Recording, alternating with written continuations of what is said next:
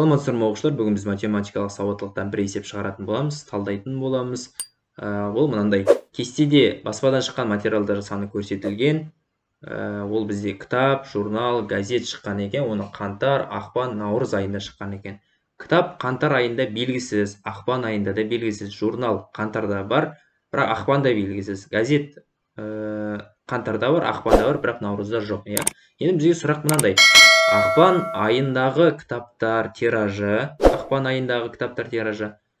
қаңтар айындағы журналдар тиражының 0,2 бөлігіндей дейді.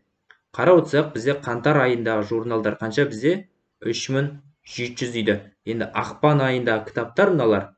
Осының 0,2-сінде, яғни мен 3700-ді көбейту керекпін 0,2-ге.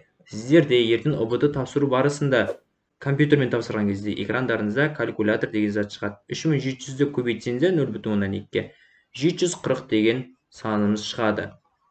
Енді ол бізде ақпан айында шыққаны тауып алдық 740 екен. Енді келесі сөйлемді оқиық. Наурыз айындағы газеттер тиражы белгісіз ғой. Ақпан айындағы кітаптар тиражы мен ақпан айында кітаптар тиражы 740 жаңа таптық.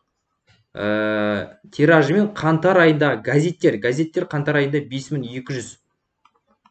5200 тираждың қосындысына тең дейді. Екеуін қоса қояйық, сонда 5940 деген сан шығады. Наурыз айында газеттер тиражы сонда 5940. Жауап сонда Д нұсқасында болады екен.